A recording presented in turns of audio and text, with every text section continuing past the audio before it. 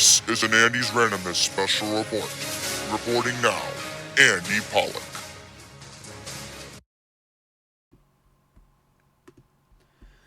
Good afternoon, and I think it'll be proper to say that once everything gets back into sync. But yes, good afternoon, everyone. Andy Pollock here, live in the Random Studio in Fresh Meadows, New York, as we will be waiting to hear from New York State Governor, or as we like to call him, Mr. New Yorkers Love Me, Andrew Cuomo's updates on COVID-19 daily briefing that our governor gives every single day.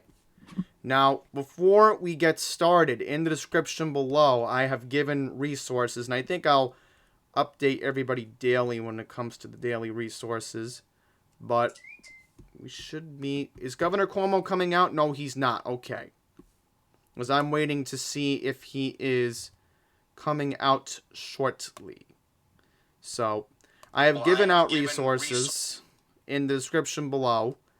So, once again, the New York State COVID-19 donation line, call in 212-803-3100. For medical supplies, email covid19supplies@esd.ny.gov. Text COVID to 692-692 for New York City updates. In Nassau County, text COVID-19-NC to 888-777. In Suffolk County, text COVIDSUFFOLK to 67283. So I will be texting Suffolk County shortly. But we are waiting to hear from Governor Cuomo. Now, again, it's a new week, so I'm assuming that maybe today he will extend the stay-at-home order. I'm hoping he does because, honestly, I've told people this. I do not want to even step foot in Long Island Jewish right now. I don't even want to step foot in my nursing home because, again, with the circumstances that we're dealing with right now, not healthy. Just not healthy to be in the medical field when I'm not essential in the first place. So I'm just going to text Suffolk for an example. COVIDSUFFOLK to 67283. So I'll try it. 67283. And I will try to text them. I'm also going to see if Maryland has one. COVIDSUFFOLK. All capital letters. I will be waiting to hear from Suffolk County shortly. So once again, we are going to be waiting to hear from Governor Cuomo. Now, I will mention my allergies are just going crazy again. And the reason why I know this is because, watery eyes. I normally feel fatigue when allergy season does start. It's just me. It's not the virus because, I'm fine, honestly. It's just that, again, I lose so much sleep because, each day is uncertain. You don't know what will happen.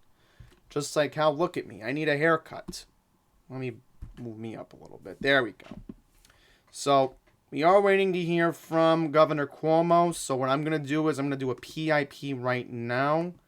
So, we'll try to shrink me down and see if we can get this to work. Wrong one. See, I don't think I can shrink me down. That's going to be a problem if I can't get the video capture device to work. There we go. Now we can shrink me down. There we go. There we go.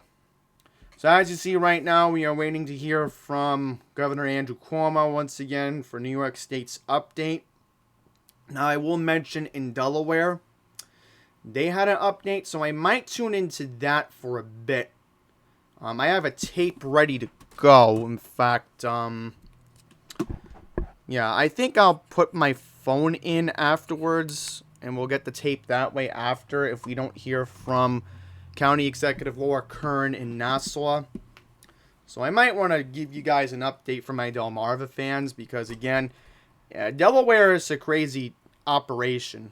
Unless, hang on, can I maybe download it in the background? Let's see, maybe I can put me up for a bit. See what I can do, because again, Cuomo is running late, it seems. See, that's the thing with Andrew. He always runs late. See, I would start on time. That's the thing with me. Like, if I'm the governor of New York, of course I'd be on time for my own press conference. So I'm gathering, obviously all New York State networks should be interrupting. Albany, Buffalo, Rochester, Utica, Plattsburgh. I bet they all interrupt. Which wouldn't surprise me, I guess. But this is what I mean about the new Facebook beta. It's so annoying. Yeah, so again, Andrew Cuomo is running late, as he normally does. Why doesn't that surprise me? Why doesn't it surprise me that he always runs late? Honestly, I don't know which one I even plugged it into. Oh, okay, there we go.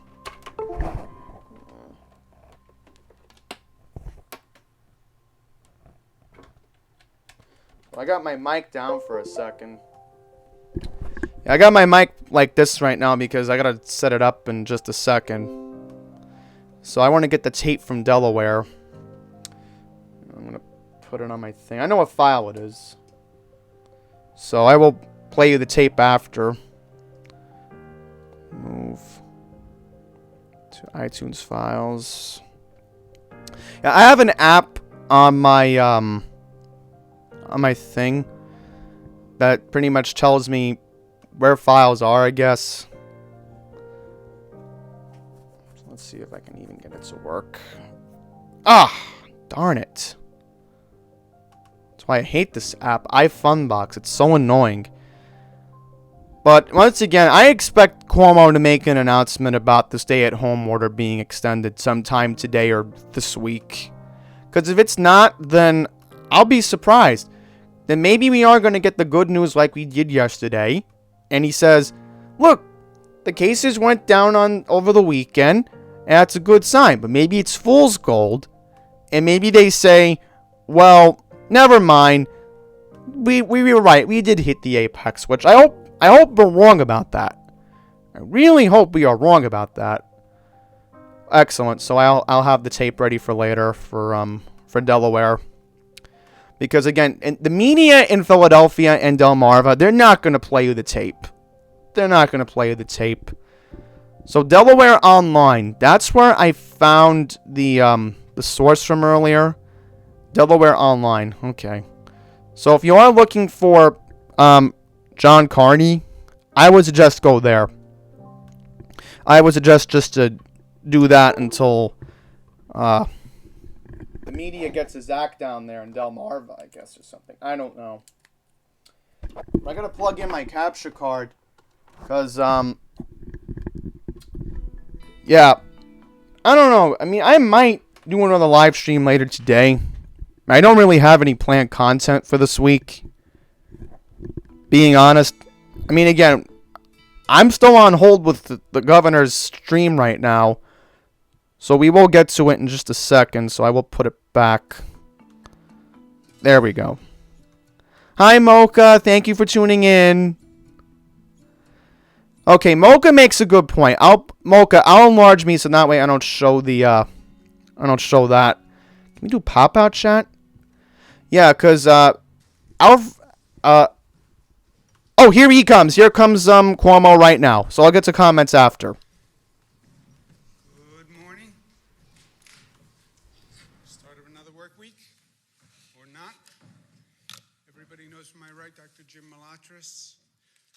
Medical doctor, still a doctor.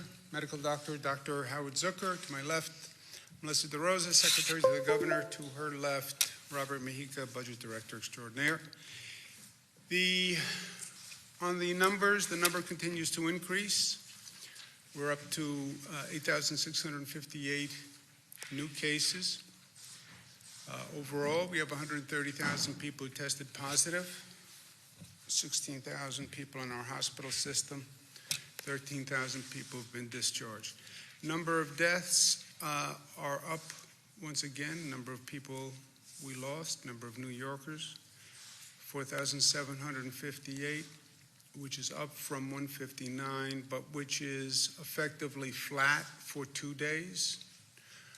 While none of this is good news, the possible flattening of the curve is better than the increases that we have seen.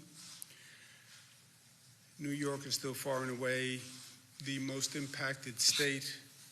New Jersey is having real difficulty, and been speaking with Governor Murphy from New Jersey, and anything we can do together we will. Michigan also. California has leveled off, and Louisiana is having a difficult time, so they're in our thoughts and prayers. Total number of hospitalizations are down, the ICU admissions are down, and the daily intubations are down. Those are all good signs, and again would suggest a possible flattening of the curve. The number of discharged is down, but that reflects the overall reduction in the numbers. Big question that we're looking at now is what is the curve? And we've been talking about cases increase until they don't. When they stop increasing, then what happens? And the projection models have a number of alternatives. Some suggest basically the curve goes up and then drops precipitously. Some suggest there's a slight pause at the top. Some suggest there's a longer pause at the top, which is effectively a plateau effect. Or again, the straight up and straight down precipitous drop, which is the peak effect. No one can tell you which will occur. They say any one of the three options. You study other countries, you've had a combination of the above. We are studying it as we have used the projection models from day one to determine actually what we do. How do we set policy and program? By following the data. Dr. Malatras has been working on the numbers, working with the statisticians and the projection models, and helping us incorporate that into an operational model. And Jim, if you want to just take a moment and speak about the projection models here, please. Great, thank you, Governor. As the Governor said, we have been looking at projection models from the beginning to determine the size and scope and severity, and the Governor has mentioned this over his briefings. We've been working with many organizations and using the data like Imperial College, the Institute for Health Metrics and Evaluation, Cornell, McKinsey, and others. And some of the initial projections that we first saw at the beginning of this was at least 100, up to 110,000 beds for COVID patients alone. And the peak would come at the end of April. Those were some of the earliest modeling from many organizations, that it would be at the end of April, around 110,000 beds just for COVID patients.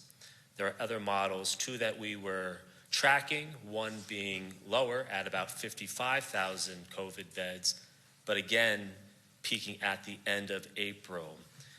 We follow now that we have a pretty robust data set to go by for the last several weeks.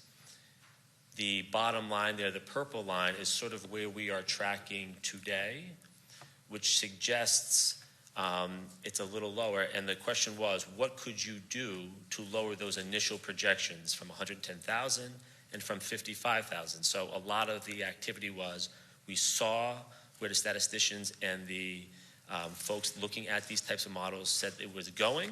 So what activities and actions could you take to aggressively lower that overall number? And the answer really was, and what the governor has been doing, was aggressively enforce and enact social distancing to lower the overall number. And this number and the current data suggest that that is exactly what's happening. And it's not settled yet because we are going day by day, and the numbers, as the governor says, has changed a lot over the time based on what numbers come in. But this could suggest that we are indeed potentially at the apex, or beginning to be at the apex at this moment. Like the governor has said, there's been a range of models, 7 days, 14 days, 21 days, 30 days. It looks like we're towards the earlier side of that time frame based on the current projections and modeling that we've been looking at. Thank you, Jim. But you also see on this slide where we are now, right? And it can still go any way. We could still see an increase. So it is hopeful, but it's also inconclusive. And it still depends on what we do, right? These models all have a coefficient of what we do and how successful we are at social distancing, et cetera. And from our decision-making point of view, it doesn't really matter if we've hit the plateau or not, because you have to do the same thing. If we are plateauing at a very high level, and there's tremendous stress on the healthcare system. And to say to this healthcare system, which is at maximum capacity today, right? This is a hospital system where we have our foot to the floor and the engine is at red line and you can't go any faster. And by the way, you can't stay at red line for any period of time because the system will blow. And that's where we are. We are at red line. People can't work any harder. The staff can't work any harder. And staying at this level is problematic. And if we are plateauing, it's because social distancing is working. So we have to make sure the social distancing actually continues. On the relieving the pressure on the hospital system, which is unsustainable at this rate, we're continuing what we call our Surge and Flex program, where we get all the hospitals on the line on a daily basis. They're all doing inventories, they're all doing data sheets, they're all on the telephone, and we're shifting among the hospitals, ventilators, PPE equipment, who has gowns, who has masks, and that happens on a daily basis, that adjustment. Also, to relieve pressure on the hospital system, the Javits coming online is a very big deal. That is the relief valve for the entire downstate system. The 1,100 military personnel started to come in. 300 were sent to New York City public hospitals to help the New York City public hospital system, the H&H system, which has been under stress. The rest will be going to Javits to bring that up and running to full capacity. That transition is happening now.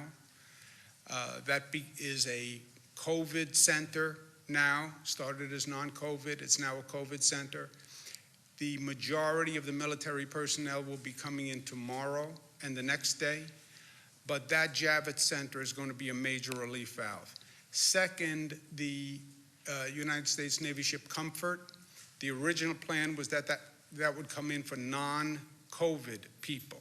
The original plan was it would also be a relief valve on the hospitals, but not for COVID people, that it would take all the non-COVID patients, if you will, from the hospital system. That was the plan. As it turned out, there's not a lot of non-COVID people in the hospital system, which is a separate story, happens to be a good news story. A byproduct of shutting everything down is you have fewer car accidents, crime rate is way down, fewer trauma cases, so there is not a large non-COVID population in the hospitals. I'm going to call the president this afternoon and ask him to shift the Comfort from non-COVID to COVID. Then we would have Javits and the ship Comfort as a relief valve. That's 2,500 beds and 1,000 beds. That's 3,500 beds, which could serve as a relief valve for the whole downstate hospital system. That is the only way we sustain this level of intensity in the hospital system. And I understand what the original plan was with the Comfort, but I understand that there is no preordained strategy here. You have to feel it out day to day, and you have to adjust with the facts. And we don't need the Comfort for non COVID cases. We need it for COVID. If we had those two facilities as a relief valve, that would make a significant difference. Now, bringing online 3,500 beds is no small task. Northwell Health is going to help us manage those, but they're going to be staffed by military personnel. Only the military could bring in that many people that quickly with that logistical operation. And I want to thank DOD very much for their cooperation because God bless the U.S. military. We're fully aware of what they do to defend this nation, but this is a different application that we don't see every day, and they're doing an extraordinary job. So I'll call the president. He has been helpful to New York in the past, and he's moved very quickly in the past. I'm going to ask him if he can make this adjustment for us because it would be truly beneficial.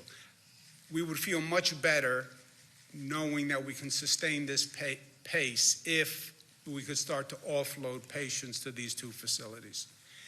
In any event, plateau, not plateau, we still have to extend New York pause because if that curve is turning, it's turning because the rate of infection is going down. One of the reasons the rate of infection is going down is because social distancing is working. We have to continue the social distancing. Schools and non-essential businesses will stay closed until April 29th. I know that's a negative for many, many reasons. I know what it does to the economy. But as I said from day one, I'm not going to choose between public health and economic activity because in either event, public health still demands that we stay on pause with businesses closed and schools closed. Whether we've hit the apex or whether we haven't hit the apex, you'd have to do the same thing. There's also a real danger in getting overconfident too quickly. This is an enemy that we have underestimated from day one, and we have paid the price dearly. Well, the numbers look like they may be turning. Yay, it's over. No, it's not. And other places have made that mistake. Hong Kong has made that mistake. South Korea has made that mistake. And we're not going to make that mistake. The weather is turning. People have been locked up. We've been talking about cabin fever. Now it's a nice day. I'm going to get out. I'm going to go take a walk. Now is not the time to do that. And frankly, there has been a laxness on social distancing, especially over this past weekend, that is just wholly unacceptable. Look, people are dying. People in the healthcare system are exposing themselves every day to tremendous risk walking into those emergency rooms. And then they have to go home to their family and wonder if they caught the virus and they're bringing it home to their family. If I can't convince you to show discipline for yourself, then show discipline for other people. If you get infected, you infect someone else, you go to an emergency room, you put a burden on all sorts of other people who you don't know and who, frankly, you don't have the right to burden with your irresponsibility. And people, especially in New York City, the level of activity is up. Partially the weather made it a nice day. I understand people have been locked up for a long time, but now is not the time to be lax. And it is a mistake. We all have a responsibility. We all have a role in this. We said that from day one. And we have to respect the role that we play. Because the role that we play is a societal obligation. That's how I see it. I want local governments to enforce the social distancing rules. The local governments are charged with enforcement. I want them to enforce them. and I want to be, frankly, more aggressive on the enforcement, because all the anecdotal evidence is people are violating it at a higher rate than before. So we're going to increase the potential maximum fine from $500 to $1,000. But it's not really about the fine. Nobody wants the money. We want the compliance. We are serious. And again, if it's not about your life, you don't have the right to risk someone else's life. And you don't have the right, frankly, to take a healthcare staff and people who are literally putting their lives on the line and be cavalier or reckless with them. You just don't have the right. And we want to thank all of the people who are getting us through this every day under very tough circumstances. And we see the illness rate among these essential workers, and we know the sacrifice they're making, and we should respect it. It's that simple. You have the first responders who are out there, your police officers who are out there, the transit workers who have to drive a bus and the train every day, the healthcare workers who are just doing extraordinary work. So let's respect them and let's help them.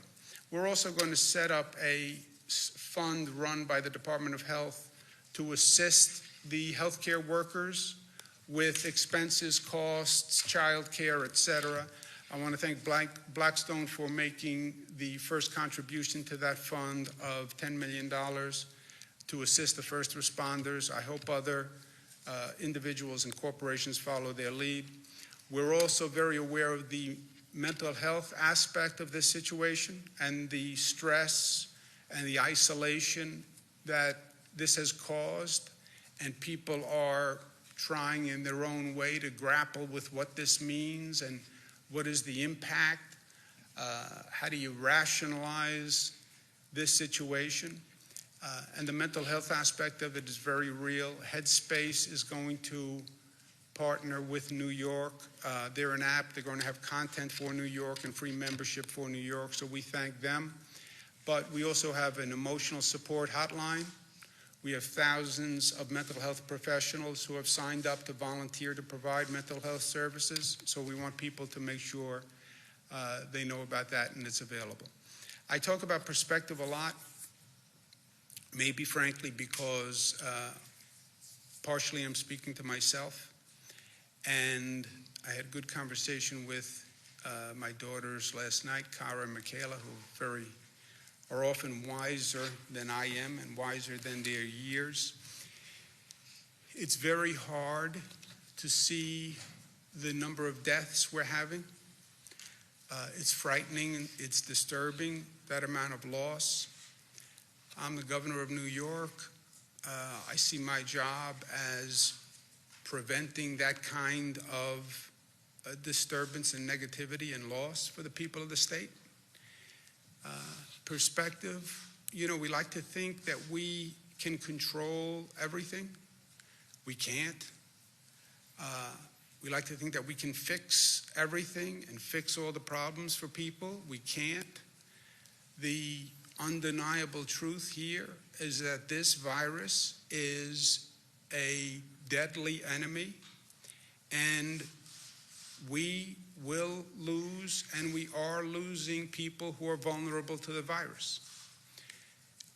That can't be controlled. That can't be fixed.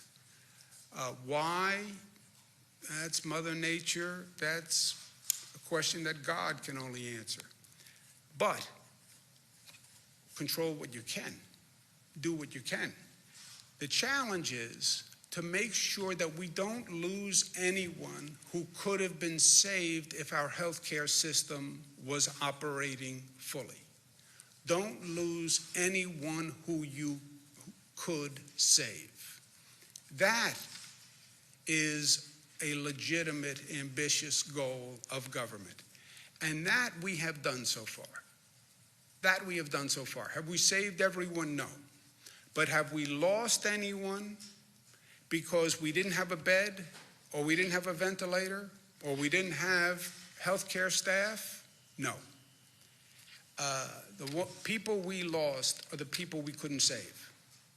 Not for lack of trying and not for lack of doing everything that we could do as a society, not only as a government and as a healthcare system. So to the extent we can find peace in that, it helps me.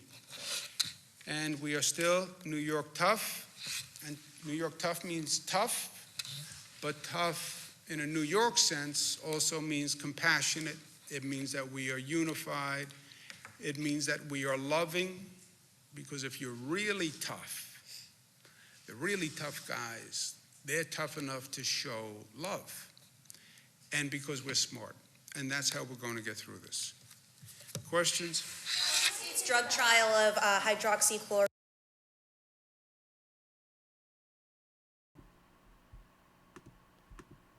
All right, so once again, that was Governor Andrew Cuomo giving his daily COVID-19 briefing. Now, I have my phone here. I'm waiting to hear from News 12 Long Island if Laura Kern in Nassau County will be giving an update.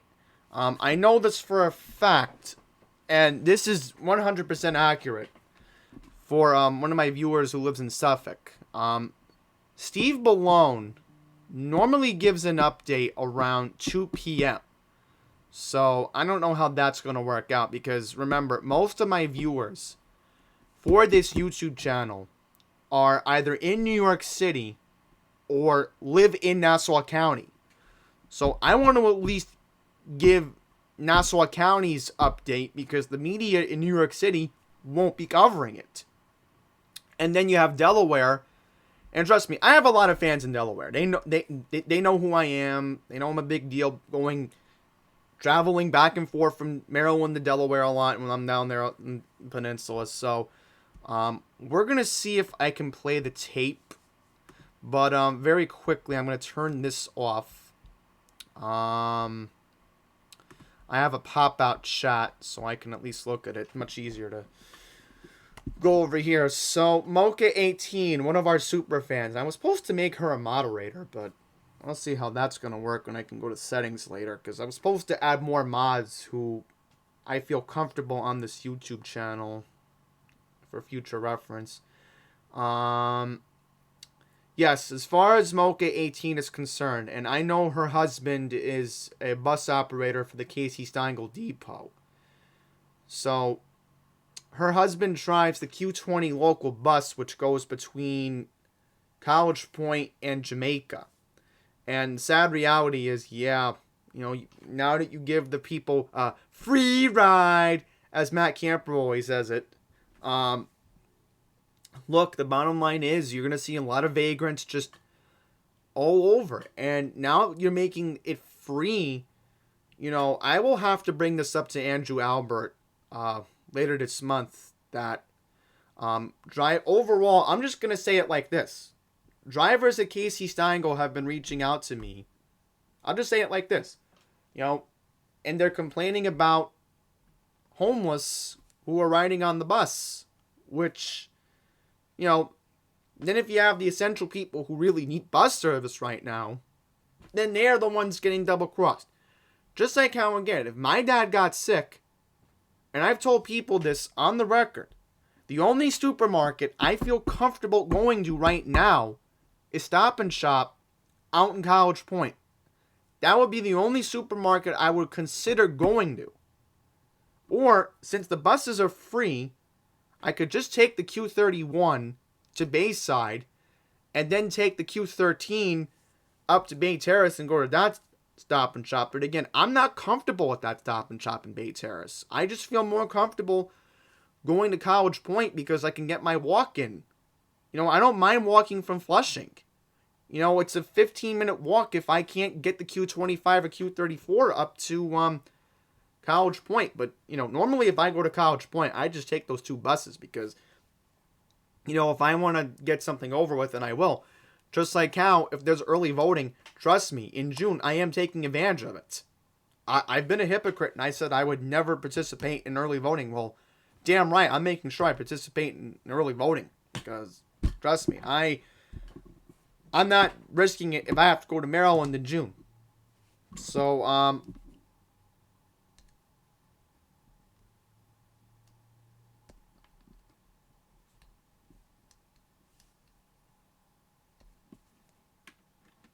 Oh, just my ex. I'm not going to say what we're talking about.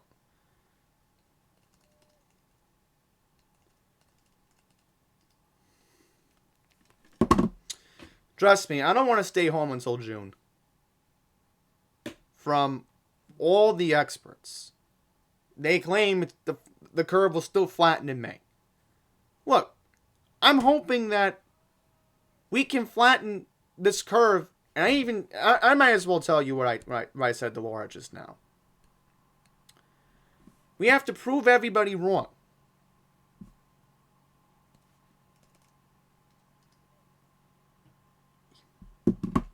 Eventually, it's going to flatten. I hope we prove everyone wrong.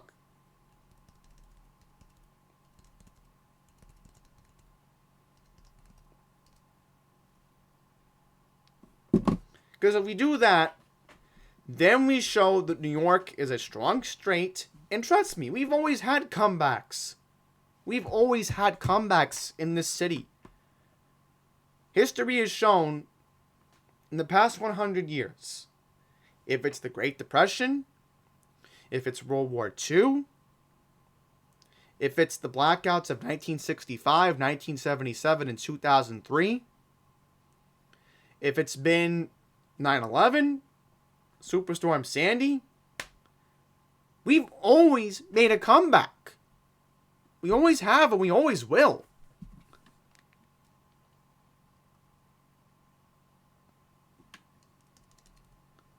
And I will say this to my ex, Laura. Her birthday is coming up on May 5th. I really hope I am going to be seeing her for her birthday on May 5th. Well, the weekend before, because that's a Tuesday. So, I'm keeping faith that we prove everybody wrong. That we're going to say, you know, how much longer can we keep this country closed? Because we just don't know what will happen. We're not the ones we're not doctors, you know, we're not politicians. We're not Bill Gates who comes up with these charts. So, I guess I want to go into the takeaways and then I'll just check my phone again. And again, I really hope my ex Laura is correct that this curve is going to flatten by the time her birthday comes next month, because her birthday is in less than 30 days, which is very, very alarming to even bring that up. So, okay, let's see what comes up on Twitter. Pull that up. We'll go to my Twitter feed. So we will shrink me down. Whee! Okay, here we go. So, yes, Cuomo did tweet this out just now. Somebody must have went into his account. So, let's go to tweets and replies, and we'll find it. Okay, so here we go. Make sure you all can see me. Oop. Make me a little bit bigger. Okay, so the stay-at-home has been extended until April 29th in New York. Now, I will mention that we have two scenarios we can go with. One, we prove everybody wrong, flatten the curve. Or two, this gets extended until the end of May. Now, the only other problem I'm wondering is de Blasio here in the city. Because alternate side parking is still suspended until Tuesday next week. So I'm left wondering, is he going to...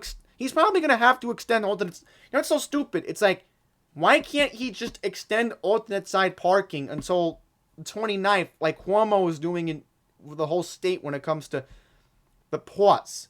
Because right now, as I said, I'm non-essential. So this is good news for me, at least, that I don't have to go back to work on April 27th, which just gives me a big sigh of relief, because, as I said, I don't want to go to the hospital. I don't want to go to the nursing home right now. You think I want to go there? You think I want to go there right now? Absolutely not. So, play it out. 2 weeks. We'll see where we go from here. I'm praying for a miracle that we do flatten this curve. Could happen.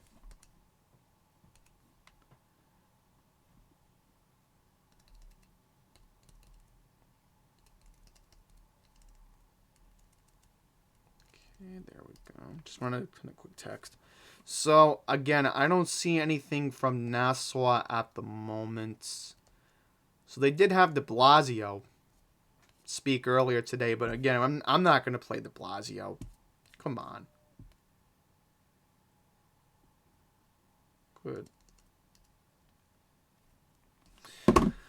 Okay. So we have 6 notifications on Twitter. Wow. I'll have to check that after. Send me a tweet at Andy's Randomness. I'll try to read it on the air. Now, I want to show you something different when it comes to New York and Maryland. So, the fine for social distancing in New York is $1,000. Now, Maryland takes it seriously. And I'll tell you why I think Larry Hogan is being stricter with it than I think any other state in the union. Look at it this way. Here's Maryland. Oops, sorry, I don't want that up. Whoa. Okay. Let's get rid of me for a second so you can see this carefully. So, the last time Governor Hogan in Maryland gave an update to everybody, I have the date because I remember texting it to Pine Power LI on Facebook the other day. I want to get rid of this picture. It's supposed to be my trash. Okay, so look at this. If you are in the state of Maryland, and if you are not adhering to the stay-at-home order in Maryland right now, here's what could happen. This could be anywhere in Maryland. This could be in Baltimore. This could be in Glen Burnie. This could be in Aberdeen. This could be in, I'm trying to think, Elkton, Ocean City, Salisbury, Princess Anne, Berlin, Easton, Bethesda, Snow Hill. Anywhere in Maryland right now. Anywhere. You get a 1-year prison sentence and or a fine up to $5,000. So pretty much Maryland Maryland was the first to get strict about it. Because keep in mind, Maryland is a very complex situation. Because you have DC, the DC metro region, and then you have Baltimore. You do the math.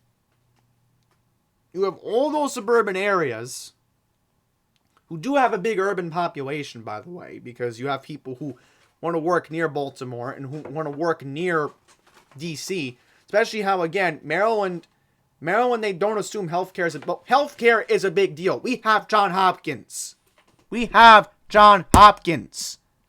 Keep that in mind. I think DC has a big hospital. I don't know what it is, but keep this in perspective. Okay? Then you also have people who own property in Ocean City, like I do. They get tempted, we're I don't want to be in New York anymore. I'd rather be down there, blah, blah, blah. Well, look at it this way. Worcester right now, and Wycomico don't even have that many cases. It's not worth it to be down there right now if you're coming from New York. And trust me, people in my building, I'm not going to say what building I have, but we do have New Yorkers who own in my building, like me. Then you have people who come from New Jersey. You have people from Pennsylvania. People from Virginia even. And people who come from Baltimore. and DC. Not a good idea to be going down there right now.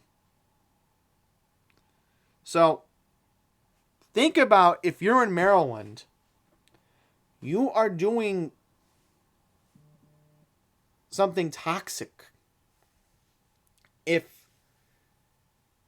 what's going to happen? You go to jail for 1 year, and then if all the restrictions get lifted up, and all of a sudden, oh, I regret doing what I did. I'm in jail now in Maryland, and all of a sudden, they lift the social distancing, and I could have been staying at home instead. If I'm a dual state resident, I could be in Pennsylvania, I could be in New York, I could be in New Jersey, I could be in Virginia right now. You know, getting my life back to normal before even going into the Delmarva. No. You know, that's why I think, and this is just the way the media keeps presenting it, you're going to have DC see a lot of cases, I think. Just because in that metro region, you have Bethesda, you have Snow Hill. Is Snow Hill anywhere near DC? I'll look it up on my phone.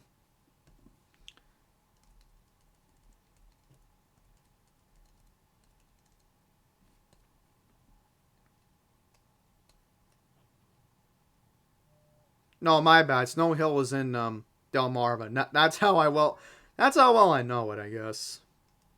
Sorry, folks. I'm trying to think. Yeah, Laurel. There we go, Laurel. You have Laurel, Silver Spring even. You know, that's near DC. Then you have Arlington, Alexandria, Allendale in Virginia.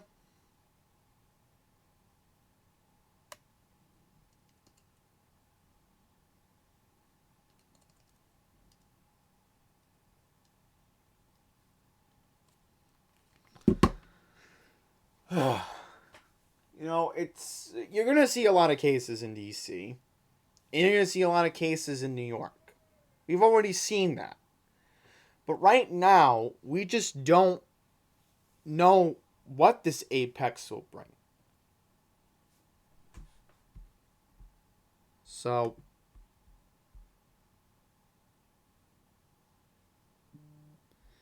Joy Jung, I'm going to be honest, I don't know how weddings are going to work in the summer. All I'm going to say right now is I have two cousins who are supposed to get married this year. One cousin who's female, she's getting married in August. My other cousin, he's male. He's getting married in September. So I'm hoping that he's still going to have his wedding. And, you know, I just don't, I can't give you an answer right now. I just don't. Hang on for a second. NFL announces 2010's all team. I don't even want to get into that right now, trust me. But Joy Jung, as I said, I don't know if that wedding will even happen this summer. I'm hoping it does. It's 2 months away, but we'll see. And also mentioned that the female cousin next week was supposed to have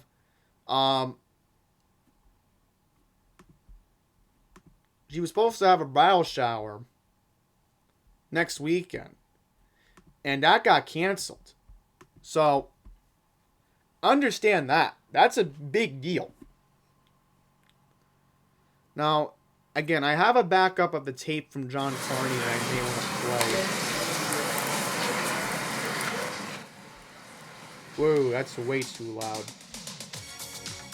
Oh, no, we're not playing that. That's copyright. But thank you, Cuomo Corruption. I appreciate that. I'll get it out to my viewers right now.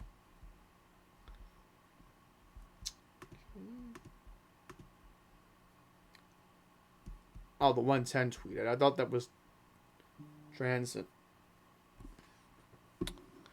Oh, breaking news, folks. Laura Curran is giving an update.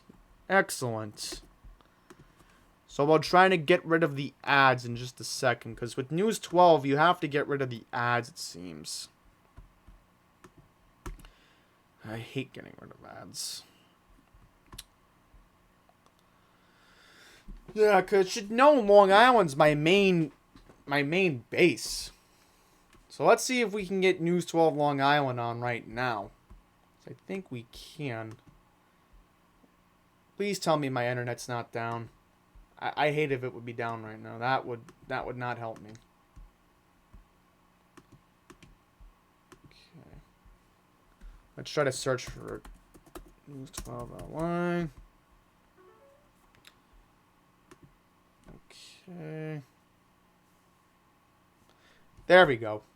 Now we're live. Yeah, and they have that, yes, here we go. So I'm going to try to get onto News 12 Long Island's feed right now. Let's see if we can. Yep, this is why I hate News 12. They play so many ridiculous ads. Oh, never mind. Newsday has a video. Thank goodness. Okay, let's go to Newsday. We'll go to Newsday right now.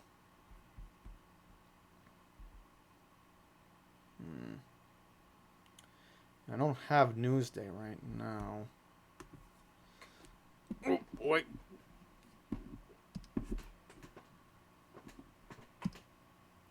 Trying to see if I can maybe share the video on Newsday.com. On News 12 on Optimum. Let's see. Loading News 12 Long Island.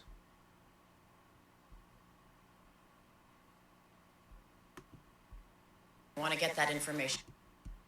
Okay, so we have Laura Kern in the I'm background. confident that those numbers are correct, and I'm very grateful for their quick process in getting this number to us and getting it done.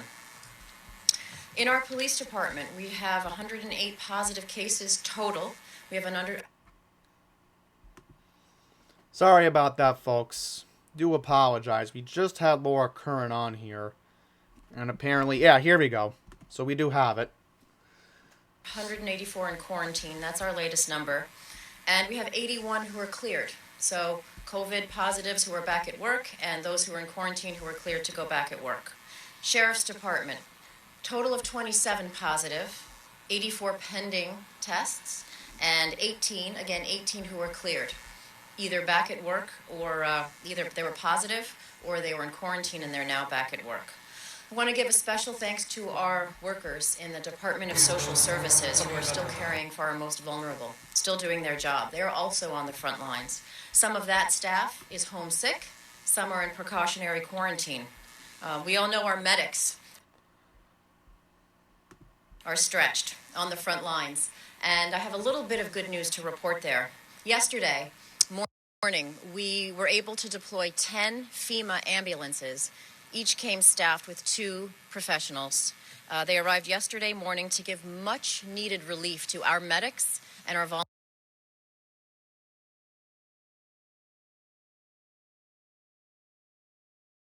volunteers. And yesterday they handled 16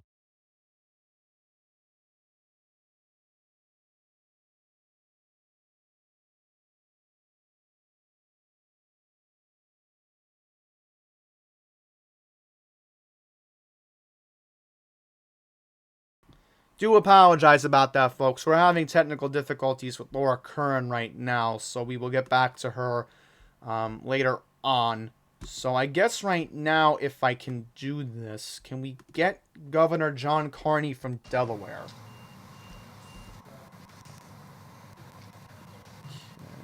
Okay.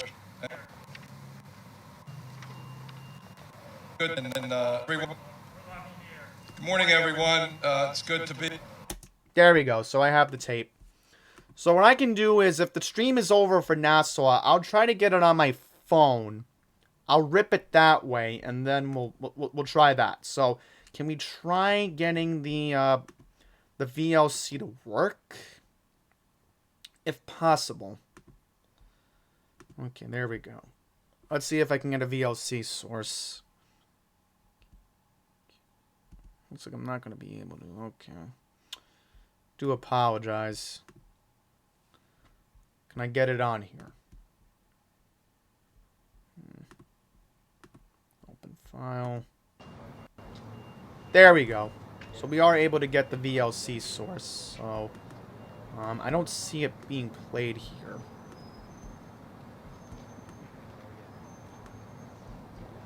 Yeah, that's the VLC source. Just wish there was like an accurate way to play it, but guess not. We'll have to go to plan B, I guess. Window capture. See if I can get the thing to work. Nah, we'll just have to go to display capture. I don't see anything on here, so that wouldn't help me. Okay, we are able to get it to work, but... yeah, we're having technical difficulties on that. So... yes. I'll have to go to display capture for plan B then. Okay, there we go. So now you all can see John Carney from Delaware this morning.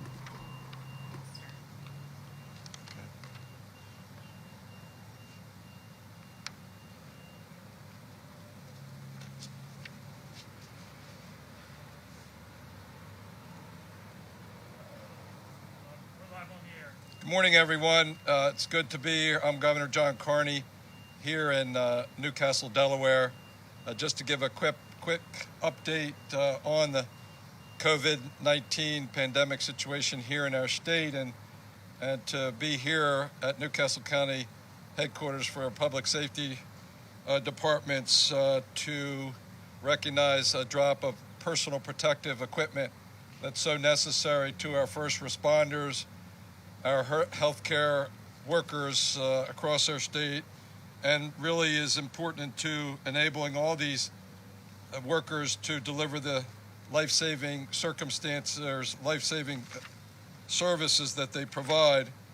I'm here with our county executive, Matt Meyer, who's joining us. Thank you, Matt, for your leadership and for the leadership and service of the people, the public safety folks that are under your command. We also have Mark Logeman here as the chief of EMS. Thank you for your service and the service of your men and women, and Dr. Rick Hong, the medical director of DPH, who you'll hear from in a minute. We're here this Monday morning expecting that the next 2 weeks are going to be very challenging here in the state of Delaware as the number of positive COVID-19 cases increases, and importantly, the number of hospitalizations increase. As of yesterday, we had 673 individuals who tested positive for COVID-19. We had 101 Delawareans who were hospitalized and 125 people with positive COVID-19 tests who are in our hospitals across the state here in Newcastle County, Kent County, and Sussex County. 25 of those patients are critically ill, and 14 have passed away. We've been expecting a surge in the number of positive cases of COVID-19 here in Delaware for several weeks now. We've been planning for a surge in hospitalizations and trying to make sure that all the hospitals have the resources that they need to meet that surge. And when you think of what that means, it's essentially making sure that you're focusing on those limiting factors in that equation.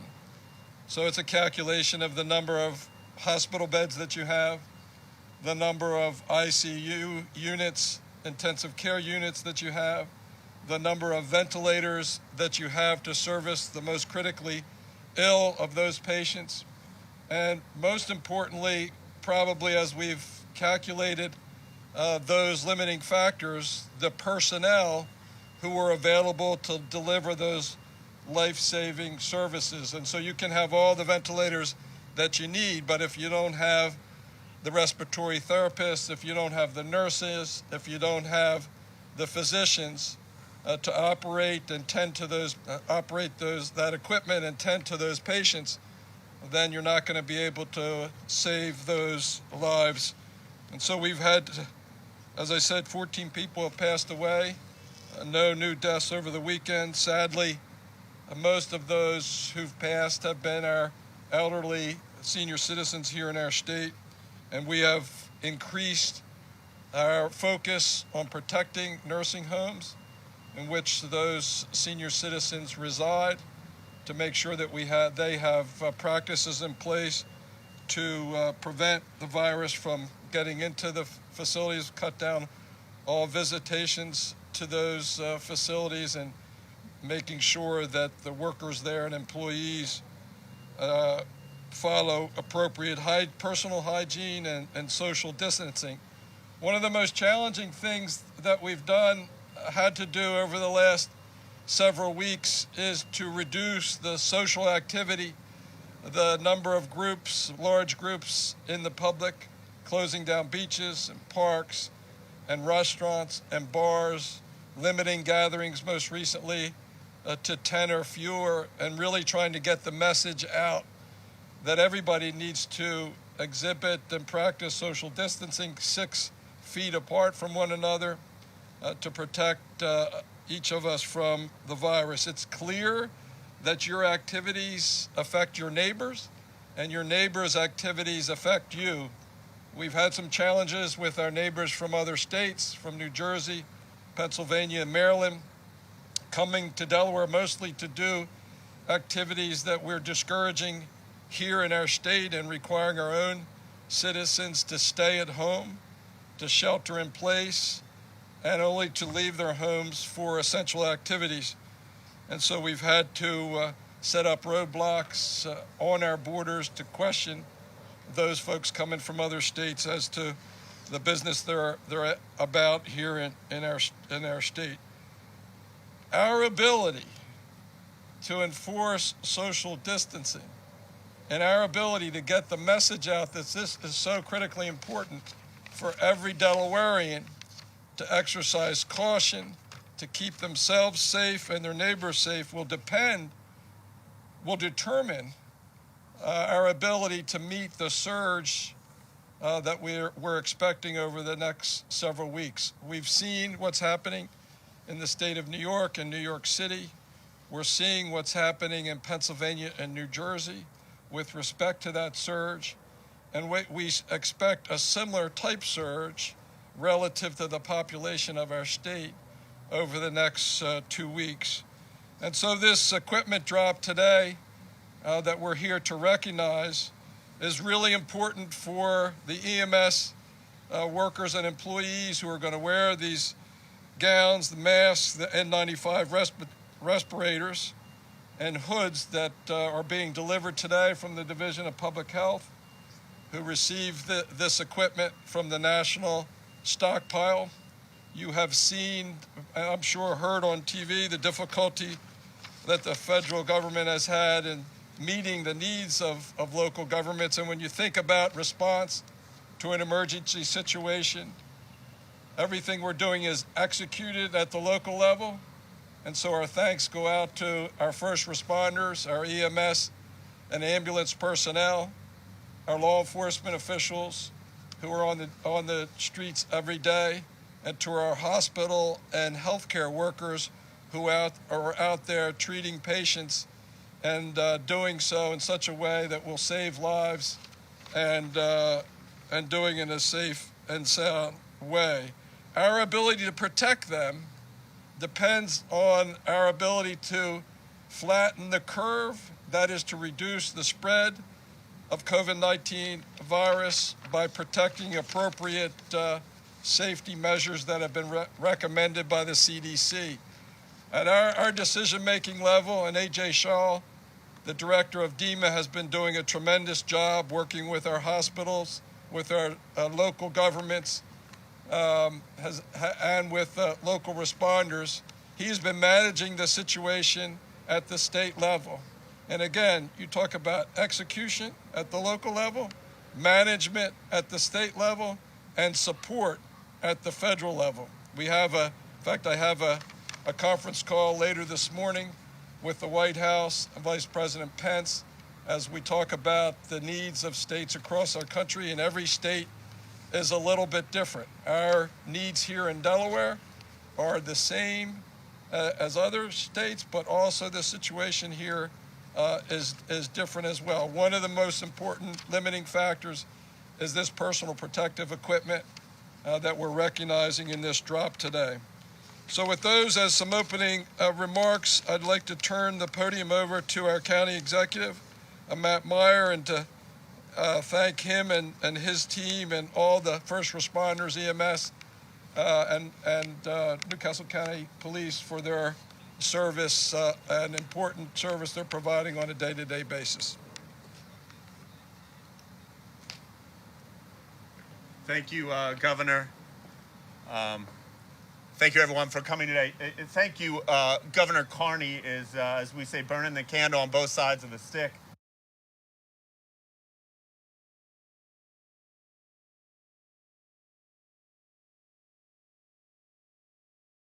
Few questions with thank you, a really heartfelt thank you to all the members of this team. As all the speakers have mentioned, it is an incredible team effort. It's an effort that's executed, as we've said, at the local level. It's managed at the state level, and DEMA's doing and AJ Shaw are doing a tremendous job of doing that, working with the Department of Public Health, and supported at the federal level, and the equipment that we're receiving today is part of that. I'd also like to remind everybody that everybody can do their part, and everybody needs to do their part. We like to refer to our state as a state of neighbors, and we're small, we know one another as neighbors, and in this very difficult time, we need to think about the fact that our actions affect our neighbors and that our neighbors' actions affect us. And so we have to follow the rules as the county executive laid out in terms of appropriate personal hygiene and social distancing. Stay at home unless you have to leave your house for an essential services, and just be conscious of your neighbor and people who are around you. We're going to encourage people to start wearing masks as the CDC has recommended at the federal level, more to protect others than to protect those who wear the mask. So I just want to thank everybody for making this happen in our state, and ask everybody to be safe over the next 2 weeks and beyond, as we expect a surge in the number of cases, positive cases here in Delaware, and hospitalizations. And with that, we'll take a few questions. Yes, sir. What's the surge supposed to be?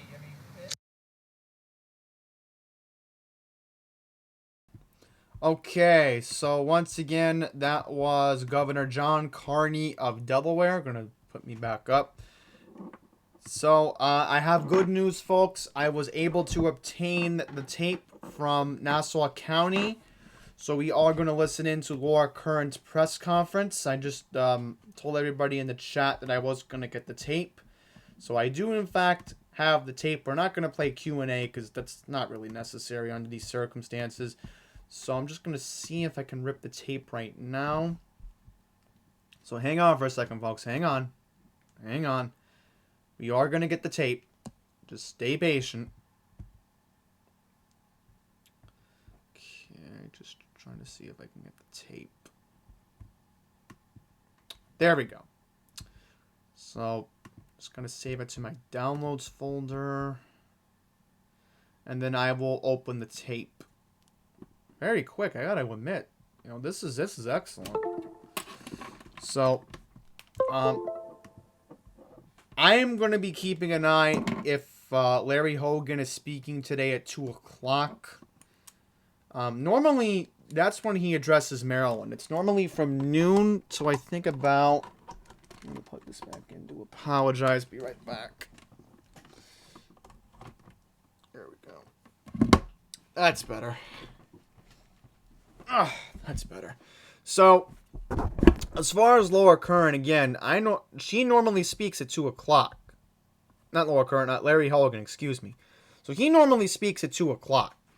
So that's going to all depend on what happens with that. So, without further ado, I don't want to blob on any longer. We have a special guest today, actually, Alan Whelan. I will play the tape right now from Nassau County. So we're going to go to Mineola, and we're now going to go to the tape.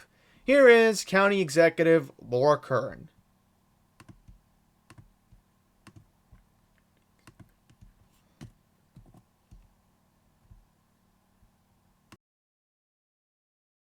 We have a special guest today, actually, Alan Wieland, who is Vice President and General Manager of Suez North America, their Nassau sewage operation. So thank you for being here. We have some important news about that to share with you towards the end of our briefing. We also have with us legislator Delia DeRicci-Whitten and Police Commissioner Patrick Ryder and Mary Ellen Lorraine from the Health Department. So thank you all for being here. So I can confirm that today we have 15,616 total positives of COVID-19 in Nassau County. That's an increase of about 1,200 from yesterday. And please keep in mind that total number includes people who have already resolved and are back at their new normal lives. The numbers coming from the state right now for people who have lived in Nassau who have died of COVID-19 is 381 Nassau County residents who have passed away from COVID-19. So you might notice that this is a bigger number than we've been reporting for the past couple of days, and I want to tell you why that is. So when I give the number of Nassau County residents who have died of COVID-19, I'm making sure that we are 100% sure, ironclad, that each and every one of those lived in Nassau County, because we have residents of other counties who are dying in our hospitals. However, because of the escalation of numbers of people who are dying from COVID-19, I am now relying on the state's number because their verification process is much quicker than ours, and I want to get that information out. So I am confident that those numbers are correct, and I'm very grateful for their quick process in getting this number to us and getting it done. In our police department, we have 108 positive cases total. We have 184 in quarantine. That's our latest number. And we have 81 who are cleared. So COVID positives who are back at work and those who are in quarantine who are cleared to go back at work. Sheriff's Department, total of 27 positive, 84 pending tests, and again 18 who are cleared, either back at work or either they were positive or they were in quarantine and they're now back at work. I want to give a special thanks to our workers in the Department of Social Services who are still caring for our most vulnerable, still doing their job. They're also on the front lines. Some of that staff is homesick, some are in precautionary quarantine. We all know our medics are stretched on the front lines, and I have a little bit of good news to report there. Yesterday morning, we were able to deploy 10 FEMA ambulances. Each came staffed with 2 professionals. They arrived yesterday morning to give much needed relief to our medics and our volunteers. And yesterday they handled 16% of the calls, and that was a much needed relief of pressure on our first responders here. So a huge thanks to the county's OEM, the state OEM, and Governor Cuomo for making this happen. They are supposed to be here for a week. We know this is a dynamic situation and that it could change depending on what the needs are in our region. So we'll keep you posted on that. But I am incredibly grateful for the help. We need it. And it just shows the resourcefulness that we have as a region and how we're able to be nimble to get help where it has to go. I want to talk a little bit about the hospitalization numbers. So as of last night, there were 2,196 COVID-related patients in our 11 hospitals here in Nassau County. That was an increase of 79 more than the day before. We had last night 454 patients on ventilators. That was up 23 from the day before. And we had discharges from our hospitals at 197. So I am paying special attention to the number of the increase in hospital admissions compared to the number of discharges. And there's a silver lining there, and I'm going to tell you why. So there's a lot of new language that we're using these days that we wouldn't have ever thought of using a couple of months ago. Things like community spread, social distancing, flattening the curve, apex. Now we're talking about a plateau. So this potential plateau, right, we have one day where we have the number of discharges being larger than the number of new admissions. So So we had 121 more discharges than we had of increases of those coming in. That number could be an indication that we are entering the plateau phase. And I'm going to keep my eye on that. It's a very important number, and I wanted to share it with you because I think it's a really good indicator of where we could be. So let's watch that number. Now, just because we get to the plateau, or the apex, or whatever the crest of the wave, whatever we're calling it, it doesn't mean that you just snap your fingers and then life returns to normal. We're all bracing for the apex, bracing for the plateau, but it's not like, okay, now we can all go back to normal again. You know, think of it like an ascent. The ascent was difficult. The plateau is going to be difficult. And the descent will be difficult as well. Not to make light of it, but just ask any hiker. Sometimes climbing down can be more challenging and dangerous than climbing up. So, my question is, I know everyone's question is, what will the descent be like? When can we go back to normal? I know the governor has given a new back-to-school date, April 29th. Maybe it will have to be changed. We'll see. We will, in Nassau County, as we have been, continue to follow state and federal guidelines of how and when and in what phases and stages we get back to normal. I just want to pause for a moment and talk about the people who have died. We mourn every loss. And I know how hard it is for families who can't mourn in the usual way. And it's very, very difficult. I just want to give a couple of examples of people that we've lost to coronavirus. Is a man named Jim Adelis. He was an honorary commissioner for our police department here in Nassau County since 2007, for a long time. He was a leader in the security industry, and he, along with the help of Dee's Nursery and DHL, started Trees for Troops and Girl Scout Cookies for Troops. A real philanthropist and a good guy. And I know that he was a friend and mentor to Commissioner Patrick Ryder. And I just wanted to acknowledge him and acknowledge what he did, and to say to Patrick that we're sorry that you've lost this friend and this mentor. There's another man named Edwin McDowell. He was the vice president for CSEA Local 882 in the village of Hempstead. He was the Department of Public Works supervisor in the village of Hempstead. And someone who we mourn his loss. We're with his friends, we're with his family, just as we are with every person who's lost their lives during this time. Grateful to them, grateful to what they've done while they were here with us. And I also can't emphasize enough about how grateful I am to the residents of Nassau County who are continuing to hunker down. The sun is out, people want to go out and get back to their normal lives, but they're doing what they have to do so that we can save lives, and I'm incredibly grateful to that. But that does lead us to our next issue, which is why I have Alan here from Suez. So Suez, if you don't know this, operates 3,000 miles of sewage and sewer lines here in Nassau County. Now we're seeing that our sewer lines are getting more clogged than normal. People are stuck at home. They're flushing things down the toilet that maybe shouldn't. Maybe they're doing spring cleaning and putting the Swiffer, rags, gloves, flushable wipes that they're not flushable. Please put them in the garbage. Did I mention gloves? Those latex gloves that we're seeing in there, we're also seeing in our sewage. These things don't break down like toilet paper, and they survive through miles and miles of sewage, all the way to the treatment plants where they, where they clog the pumps and muck up the works, and even worse, potentially back up the sewers into your own home. And if you're home with a backed up sewer and you can't leave, that is not a good situation.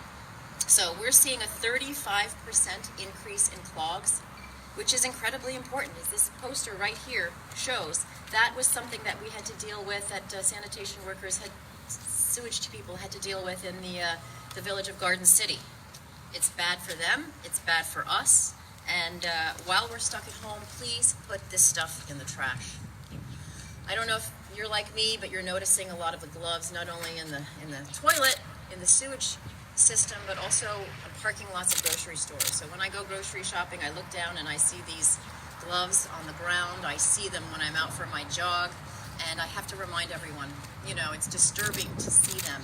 They get into the stormwater system. They're potentially hazardous, you know, they're very unsightly. and disturbing to see. So please have a little bag in your car where you throw these away and then put them in the regular trash.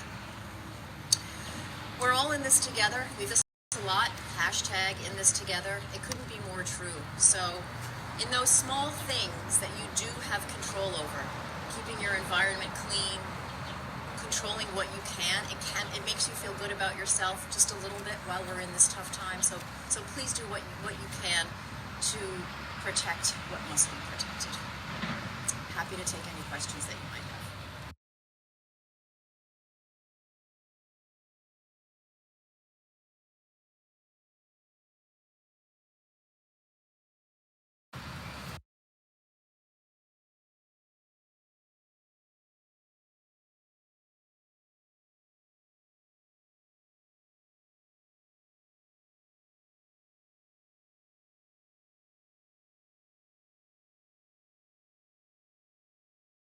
All right, so once again, County Executive Laura Curran in Nassau County.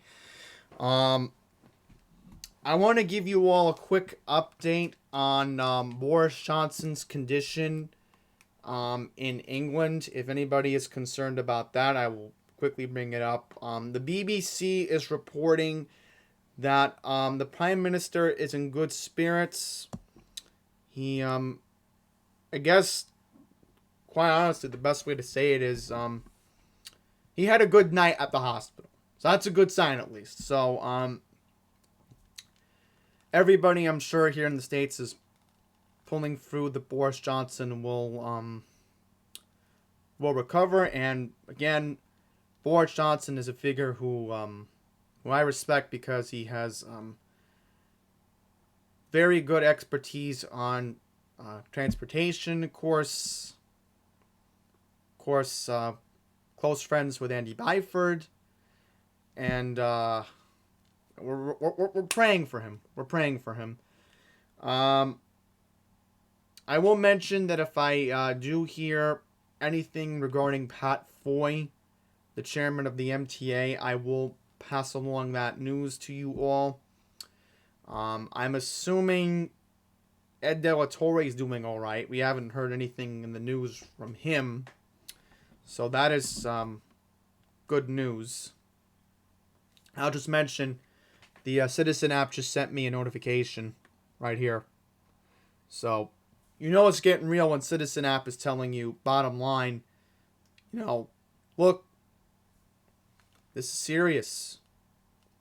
And I will mention I just saved a video from the Queen of England that I'm going to watch after I'm done with the stream. So let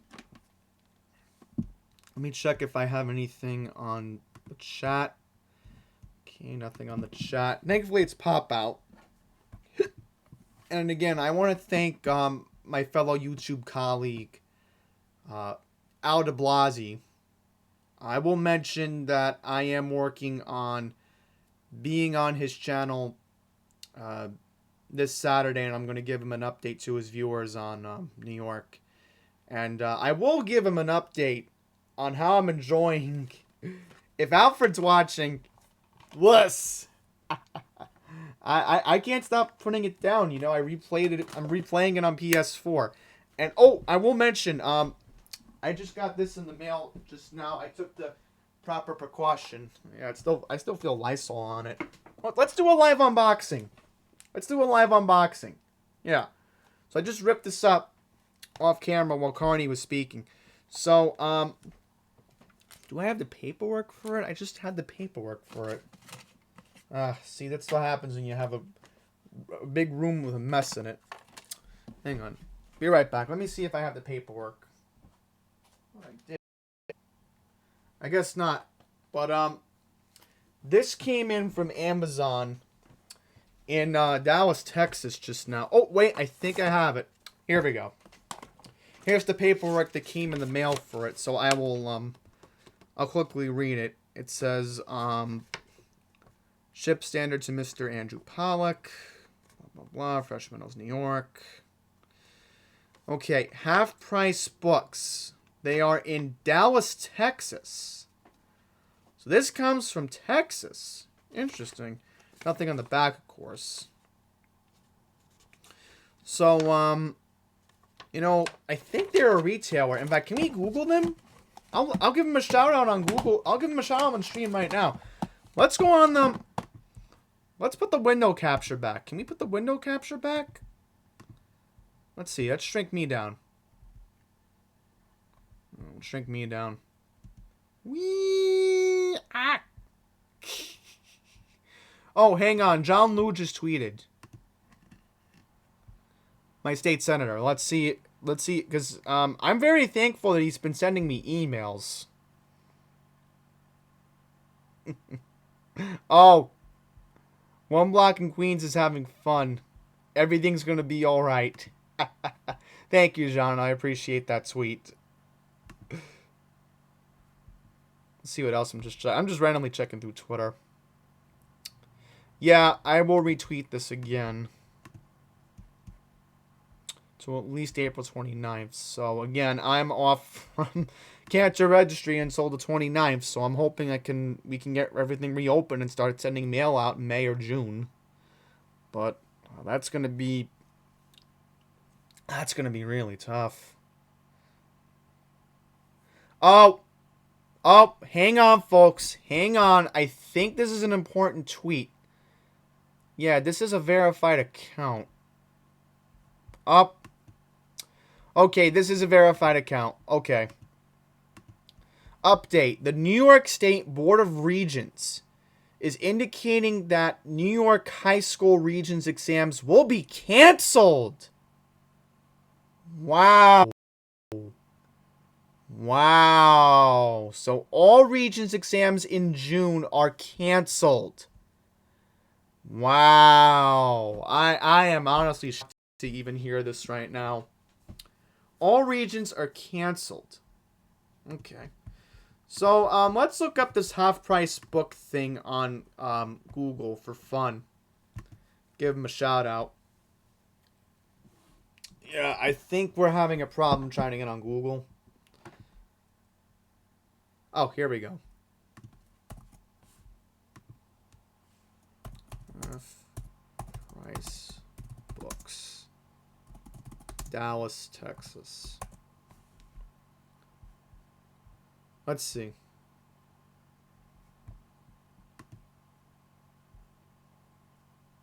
Okay, here we go. Half-price books. So, listen, they are shipping across the country right now. I just got this from Dallas. So if I can get this PS3 game from Dallas on Amazon, you know, you guys can go here and look it up. Oh, that stinks. They were supposed to have, wow, they actually are a legitimate business because they had events in the store. Okay, our story. So I want to look up their background. It all began in 1972. Corporate dropout Ken Gurmey, fellow colleague Pat Anderson opened a used book shop in an old laundromat in Dallas, Texas. Wow. They have 120 stores in the country. And again, I got this from their flagship store in Dallas, Texas. So they must have a warehouse somewhere in the Dallas-Fort Worth area, I guess. So if I'm ever in Texas, I'll definitely hit them up. No question. They will definitely get my business again if the disc looks fine. In fact, let's take a look at the disc and see if the disc is in good shape. Because, listen, I won't be mad at them. You know, if I have a problem with the disc, again, I have my place in Manhattan where I can get it cleaned up when they reopen. So I think the disc looks good. Hang on. There's one little thing I can get off of from here. But yeah, I think this disc looks good. Yeah. I think the disc... Put it up to the light. Yeah, I think this disc looks good. There's a couple smudges on it, but... couple scratch... Not that many noticeable, but wow. This disc is in excellent condition for the PS3. Look, I'll show you. See, this is a PS3 disc right here. Like, anybody wants to take a screenshot, you have 10 seconds.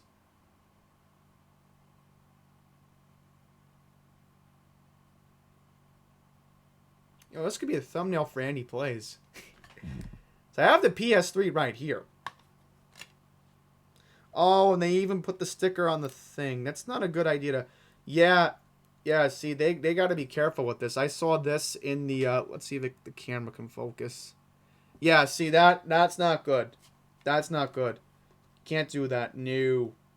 Too close to the thing. It might make the disc... might make the disc look... But no way. Is this a manual? Hey! A manual! When did this came out? Because I know I had the... I know I bought the game at Best Buy in Delaware a couple games back for the PS4. Oh, CY, 2008. 2008, this game. Wow.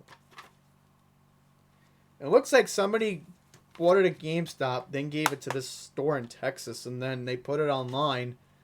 And I guess that's how in New York I have this game in 2020. Under the current situation of the coronavirus. Okay, so it says their flagship store is in Dallas. They have 120 stores, it looks like. I'm curious. Like, do they have a list of all the stores?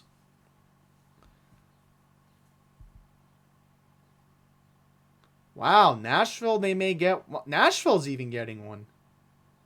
They have about 10 stores in the Dallas-Fort Worth area. Now open in California, Concord, Indiana.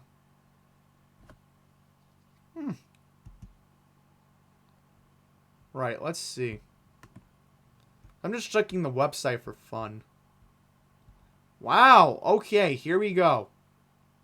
Any in New York for fun. Oh, they have in Pennsylvania. Cool. Pennsylvania has a couple. Wow.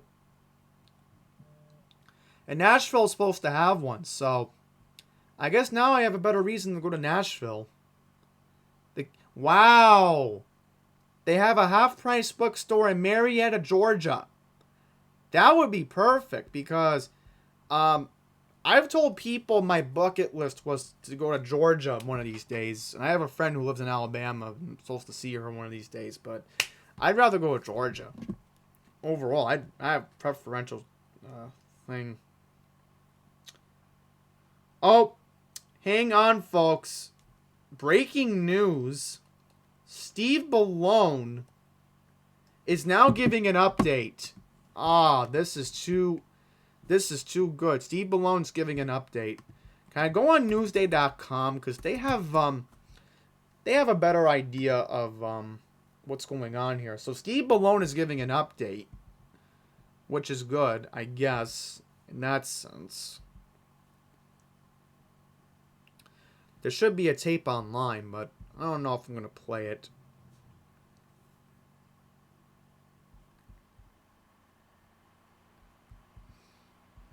Let's see. Oh, okay. So they don't have it on here. Okay. I'm just looking for fun.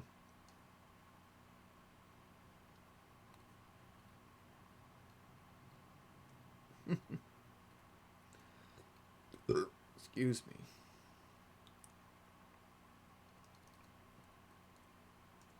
Steve Malone. There we go. So he is live right now giving an update. And while I was out in the public, I had a mask that we clearly. All right, so there we go. Steve Ballone is giving an update. So, I'll have to give my fan out in Suffolk the link on Facebook later. So I know I have him on Facebook. So, anyhow, back to positive news. So that's interesting. They're all over Texas. They're all over They have a couple in Minnesota. Okay. So they are in Pennsylvania, it looks like. Bethel Park, Monroeville, Pittsburgh, even. Pittsburgh has one. Okay. Okay, so I think with that, we're going to wrap up this stream because I'm getting hungry. I want to make lunch. I still need to know if Larry Hogan's speaking in Maryland today. So I'm not going to cover that. But, honestly, again, I don't really have any content. So maybe the rest of the week we'll just do 2 live streams a day. Try to keep it to 2. Not today, obviously, because I have to worry about Monday Night Raw. And yeah, I think we're going to wrap this up. Unless I see anything else in the comments. Okay, do I have anything on Twitter right now? Okay, no I don't. Okay. So I think we'll wrap this up. So thank you all for watching. Put my image back up. So that's going to wrap it up. Thank you all for watching. This has been a special report from Andy's Randomness.